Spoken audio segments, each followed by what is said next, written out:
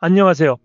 대한민국의 알찬 방산 소식을 빠르고 정확하게 전달해드리는 한국필승TV입니다. 중국의 대만 여비 임계점을 향해 치닫고 있습니다. 연일 때만 방공식별구역을 침범하는 중국 군용기, 그리고 그보다 더 은밀하고 치명적인 회색지대 전략이 본격화되고 있습니다. 해상봉쇄, 사이버 공격, 경제 압박까지 전면전은 피하면서도 대만을 무너뜨리려는 움직임입니다. 이에 대만은 물러서지 않고 있습니다. 중국을 적대 외세로 규정한 라이칭더 총통은 군사법정 재설립과 스파이 대응법 강화를 통해 전방위 대응에 나섰습니다. 단순한 대응이 아닌 생존을 건 싸움입니다. 미국과의 관계는 긴장 속 외줄타기입니다. 트럼프 전 대통령의 거래 우선 노선은 대만의 안보 불안을 증폭시키고 있고, 중국은 그 틈을 노리고 있습니다. 동아시아 전체 안보 균형이 흔들릴 수 있는 중대한 전조입니다. 최근 중국은 한국을 향해서도 핵전력 강화와 함께 공세적인 핵전력 건설을 하고 ICBM 숫자를 늘려나가고 있는 상황입니다. 이 모든 상황은 대한민국에게도 직접적 경고입니다. 대만 해협에서의 충돌은 곧 한반도에 불똥이 튈 수 있다는 뜻이며, 이미 서해와 우리 상공에서도 중국의 회색지대 활동이 감지되고 있습니다. 지금 이 순간 대한민국의 군사적 경계태세는 한치의 빈틈도 허용되어서는 안 됩니다. 이를 위해 대한민국은 군전력을 높이며 현무미사일까지 공개했는데요. 이에 중국 언론은 한국산 무기 개발에 대해 원색적인 비난을 해대고 있습니다. 기본적으로 중국 언론은 여전히 한국의 이러한 기술 발전에 대해 어떻게 몇 년 안에 이 정도의 발전이 가능한지에 대한 의문을 품고 있습니다. 중국이 이 정도로 민감하게 반응하는 것은 그만큼 전 세계에서 대한민국의 기술력이 높다고 평가되기 때문입니다. 현재 대한민국의 미사일 기술력을 넘어설 만한 나라는 세계적으로도 8개국이 넘지 않습니다. 오죽하면 대한민국의 미사일 전력을 과소평가하는 건 대한민국 국민뿐일 것이다라는 우스갯소리까지 나올 정도인데요. 이러한 현상이 일어난 원인을 간단하게 설명하자면, 실제로 대한민국은 사거리 지침이 개정되기 훨씬 전부터 중국 영토 전역을 석권하는 새로운 현무 미사일을 극비리에 개발하고 있었고, 철저히 숨겨왔다가 최근에 들어서야 인공위성에 포착되며 세상에 알린 것입니다. 이로 인해 또 하나 명확히 드러난 사실이 있었습니다. 현무포가 공식적으로 공개되기 약 2년 전부터 군사 분석가들 사이에서는 대한민국이 사거리 3,000km를 넘는 신형 미사일을 비밀리에 시험 중이라는 이야기가 퍼지기 시작했습니다. 그 중에서도 순항미사일은 미사일 사거리 제한 규정에서 비교적 자유로웠기 때문에 사거리 2,000km 이상을 넘기는 것이 충분히 가능했습니다. 당시 이와 관련하여 중국 언론은 한국이 동북아의 안정을 해치는 무모한 행보를 보이고 있다며 한국의 미사일 기술 발전을 강도 높게 비판했습니다. 심지어 일부 중국 매체에서는 사거리 1,500km의 순항 미사일이 실제로는 존재하지 않는 허구의 무기라며 대한민국이 군사력을 과장하려고 허위 주장을 한다는 논조까지 등장했습니다. 하지만 실제 시험 발사 당시 인공위성에 해당 장면이 포착되었고, 분명 한국이 무엇인가를 숨기고 있었음이 드러났습니다. 이후 국내외에서 한국의 미사일 능력을 둘러싼 다양한 추측과 논쟁이 계속됐고, 결국 국군의 날 행사에서 현무포와 함께 사거리 1,500km의 개량형 미사일인 현무5를 전 세계에 공개하면서 의혹은 사실로 확정되었습니다. 이에 중국은 자신들이 가장 우려했던 상황이 현실화되자 격한 반응을 보이며 한국을 향한 위협 수위를 높이기 시작했습니다. 전 세계를 통틀어 봐도 한국처럼 5,000km 이상의 장거리 탄도미사일을 이토록 짧은 시간 안에 설계하고 시험 발사에 성공한 사례는 거의 유례가 없습니다. 22년 한국군의 차세대 신형 현무 미사일 개발이 처음 알려졌을 당시 그 사거리는 베이징은 물론 상하이, 광저우 등 중국의 핵심 도시 전역을 포괄하고 있었습니다. 주목해야 할 점은 불과 몇 해 전까지만 해도 현무2 미사일은 사거리 약 500km, 탄두 중량 500kg 수준으로 단거리 미사일 보유국에 머물러 있었지만, 현무포 시점부터는 사거리 1,500km, 탄두 중량 3톤을 달성하며 비약적인 성장을 이뤄냈다는 사실입니다. 이 같은 기술적 도약은 그야말로 상상을 초월하는 속도로 진행됐습니다. 사거리 제한이 유지되던 시절만 해도 대한민국은 사거리 300km, 탄두 500kg 이상인 고체 연료 로켓 개발은 꿈도 꾸지 못하는 수준이었습니다. 하지만 사거리 제한이 해제되자 불과 몇 개월, 길어야 몇 년 만에 사거리 5,000km에 이르는 괴물급 미사일을 실전 배치할 수 있게 된 것입니다. 이로 인해 북한보다 오히려 중국이 더욱 민감하게 반응하고 있습니다. 실제로 중국 관영 언론인 펑파이 신문은 현무5 관련 기사에서 탄두 무게를 1톤으로 낮출 경우 사거리가 5,000km에 달한다고 강조하며 한반도는 물론 동북아 전체가 사정권에 들어간다고 경고했습니다. 중국 최대 포털 신화닷컴 또한 이 미사일이 단거리 탄도미사일로 분류되긴 하지만 콜드런치 방식을 채택한 점에서 중국군의 중거리 탄도미사일 둥펑이 11 초기 모델과 유사하다고 분석하며 한국의 미사일 능력을 과소평가해서는 안 된다고 언급했습니다. 현무5는 탄두 중량을 조정하면 사거리를 600km에서 최대 5,500km까지 확장할 수 있습니다. 게다가 1톤 탄두 무게로도 지하 시설 타격용 벙커버스터 역할을 완벽히 수행할 수 있는 강력한 위력을 지녔습니다. 작년 이스라엘이 레바논의 헤즈볼라 지도자를 제거할 때 사용한 벙커버스터 BLU-109는 870kg 탄두로 지하 18m 깊이를 관통해 표적을 완전히 파괴한 바 있습니다. 특히 현무5는 중국의 둥펑이 16과 유사한 사거리를 확보하며 중거리 탄도미사일로도 운용이 가능합니다. 이 경우 최대 사거리를 기준으로 할 때 중국 국토의 절반 이상이 공격 범위에 포함되기에 중국 입장에서는 민감하게 반응할 수밖에 없는 상황입니다. 이처럼 압도적인 성능 덕분에 중국은 현무 미사일이 북한을 겨냥한 무기라고 보기엔 지나치게 고성능이라는 불편한 시선을 보내고 있습니다. 이동식 발사대를 채택하고 고압가스를 활용해 미사일을 공중으로 밀어올린 뒤 점화하는 콜드런치 방식을 선택한 점 등은 단순히 북한을 상대로 하기엔 과도한 수준의 사양으로 간주되며 사실상 중국을 견제하기 위한 의도가 깔려있다는 해석이 힘을 얻고 있습니다.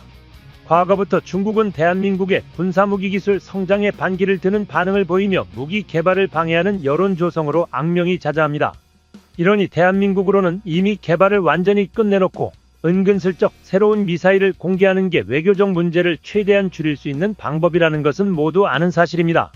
중국의 주장이 어이없는 이유는 중국은 한국의 미사일 개발 자체를 비난하고 있지만 정작 자신들은 대한민국을 겨냥해 아주 노골적으로 미사일을 배치하고 있다는 것입니다. 중국군의 DF-155의 경우 사거리가 900km 육박해 산둥반도에 배치하면 사실상 제주도를 포함한 대한민국 전역을 사거리에 두고 있습니다. 이 DF-155가 무려 10에서 30톤급 화력의 전술 핵탄두를 탑재할 수 있다는 걸 감안하면 정말 어처구니가 없는 일입니다. 군사 관계자들은 중국 북부 정부를 로켓군이 대한민국을 향해 겨냥한 비행급 탄도 미사일만 최소 600기 이상일 것으로 추정하고 있습니다. 대한민국이 공개된 비공개된 계속해서 고위력 미사일을 개발하고 양산해하는 이유 중 하나입니다. 사실 아주 객관적인 시각에서 대한민국이 물량으로 중국을 추월하는 건 불가능한 일입니다. 물론 힘에 부친다고 가만히 당하고만 있을 수도 없습니다. 그렇기 때문에 한국은 필사의 각오로 무기 전력을 제작하고 있습니다. 현무5가 대표적인 예시이며 현무5는 지상뿐 아니라 잠수함 발사 탄도미사일 SLBM로도 활용이 가능합니다. 우리 해군이 3,000톤급 잠수함에 SLBM 현무5를 장착하여 서해 깊은 바다를 잠행하다 미사일을 발사하면 중국 전역이 타격 범위에 들어가기 때문에 중국으로서는 한국이 까다로운 존재가 된 것입니다. 대한민국은 우리를 건드릴 경우 그것이 강대국이라도 최소한 동기어지는 하겠다는 각오를 가지고 있습니다. 그렇기 때문에 대한민국을 잘못 건드리면 적국 영토 전체가 불구가 될 수도 있다는 두려움 정도는 심어줘야 합니다. 상하이, 칭다오 같은 서부 대형 구도시는 당연하고 수 틀리면 베이징까지 사거리가 도달하는 중장거리 화력을 보유해야 하며 결국 우리는 이를 실현시켰습니다. 이 방법이 바로 한반도 내에서 평화를 유지하는 방법입니다. 우크라이나와 러시아의 전쟁을 보듯 평화는 강자의 특권인 것이 이제는 세계적으로 다시 한번 명확해졌습니다. 그렇기 때문에 한국은 현무5뿐 아니라 현무6까지도 개발할 수밖에 없는 것입니다. 대한민국 현무6는 점차 그 윤곽을 드러내고 있습니다. 최근 인공위성의 현무6 개발을 위한 시험이 포착되어 있는 상당히 설득력 있는 주장이라는 의견을 얻고 있습니다. 관련 기술력의 정답은 과거 현무 계열 미사일의 개발사에서 찾을 수 있었습니다. 이 현무6를 개발할 수 있었던 기반에 미국 기술이 일부 들어간 현무2 기술이 녹아들어 있음은 부정할 수 없지만 이는 오토바이를 만들던 기술로 자동차를 만드는 셈이었습니다. 비슷하지만 완전히 다른 분야다 보니 실질적으로 맨땅에 헤딩하는 식으로 현무6의 전신인 현무5를 개발할 수밖에 없었습니다. 심지어 이후 밝혀진 현무의 진실은 그야말로 상상 이상이었습니다. 알고 보니 대한민국은 중장거리 순항미사일인 현무3를 개발한 것도 모자라 이를 기반으로 함대지 버전과 잠대지 버전인 해성3까지 개발을 완료했고 실전 배치까지 끝마친 상태였습니다. 그간 한국이 해온 행보를 보았을 때 현무5가 공개된 지금 시점에서 이미 현무6도 시험 발사를 진행하고 있는 것이 아니냐는 군사 전문가들의 주장이 쏟아지고 있습니다. 심지어 현무3분의 연구개발 진척도에 대한 언급도 보입니다. KF-21 보람의 사례를 보면 알 수 있지만 한 무기 체계가 전투 적합 판정을 받고 실전에 배치되기는 수년 이상의 검증 작업이 필요합니다. 하물며 안전사고가 발생하면 돌이킬 수 없는 미사일은 이보다 더하면 더했지 못하지는 않을 텐데요. 이를 감안하면 대한민국의 미사일 개발은 대부분 이런 식입니다. 지정학적 요소와 관계없이 대한민국만 똑 떼놓고 본다면 우리는 분명 군사 기술 강대국이라고 불러야만 합니다. 이처럼 고난이도의 기술이라고 불리는 미사일 로켓 엔진 기술은 이제 걸림돌조차 되지 못하며 수직발사관을 가진 SLBM 잠수함까지 보유하고 있는 지금이 전략 무기와 다탄도 미사일 관련 기술력을 농축할 수 있는 최고의 적기인 것입니다. 특히 다양한 핵 관련 기술에 사용할 다탄도 역시 군사위성 발사를 통해 개발 중이므로 정말 의견이 하나가 된다면 다탄도 발사용 전술 미사일을 만드는 것도 가능하며 극초음속 미사일을 개발하는 나라가 KF-21 전투기에 탑재할 전술유도탄 하나를 못 만들 이유도 없습니다. 당장 핵무기를 만들었을 때 입을 외교적 손해를 걱정해 안 만드는 것이지 못 만드는 게 아니란 것입니다.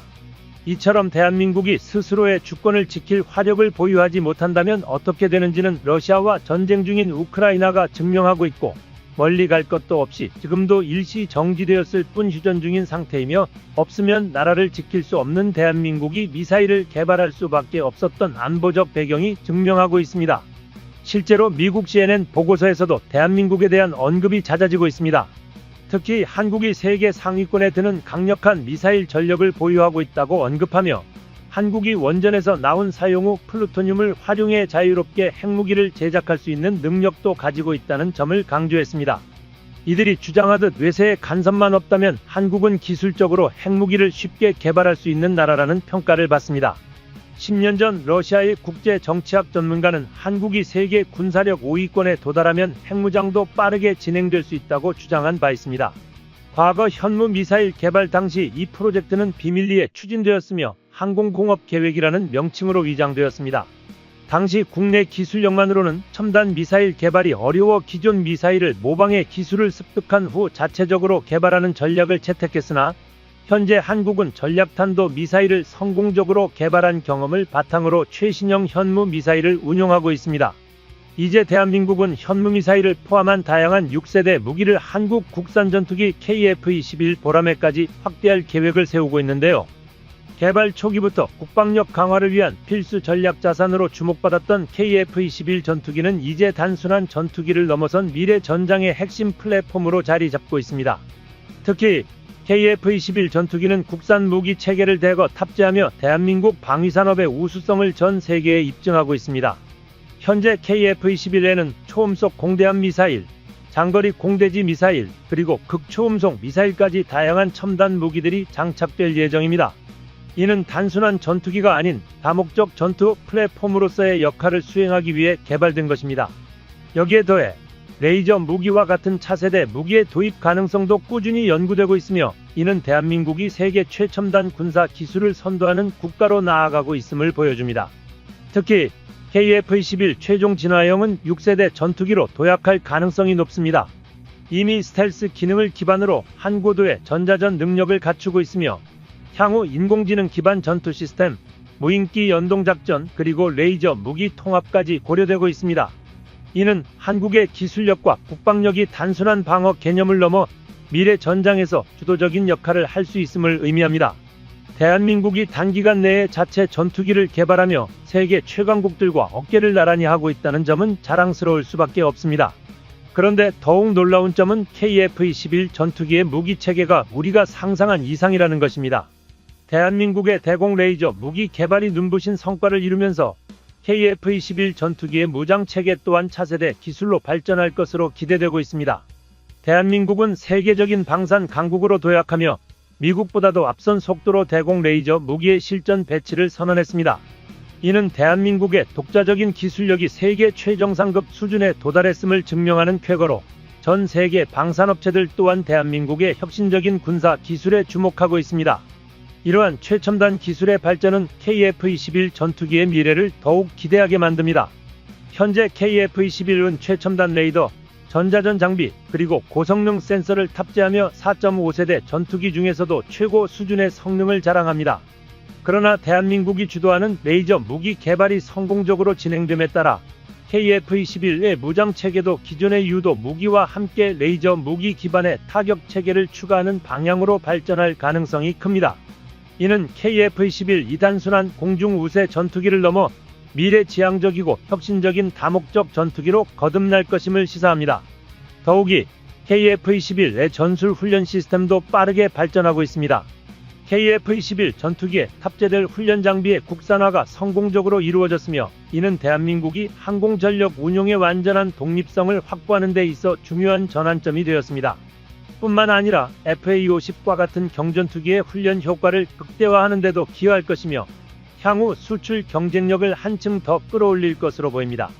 더욱 놀라운 점은 대한민국이 다출처 영상융합체계 및 다중빔 안테나 기술까지도 완벽히 국산화하는 데 성공했다는 사실입니다. 이는 KF-21 이미래 전장에서 더욱 정밀하고 효율적인 전투를 수행할 수 있도록 만들어줄 핵심 요소로 작용할 것입니다.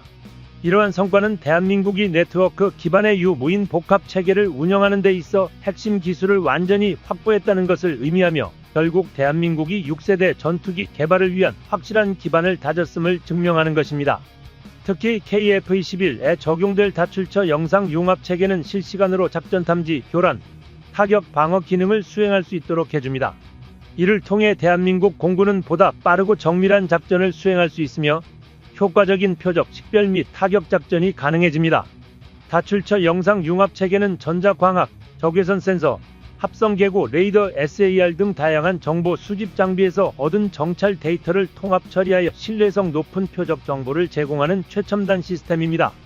여기에 인공지능과 빅데이터 분석 기술이 접목되면서 미래 전장에서 예측 불가능한 위협에도 신속하게 대응할 수 있는 능력을 갖추게 되었습니다.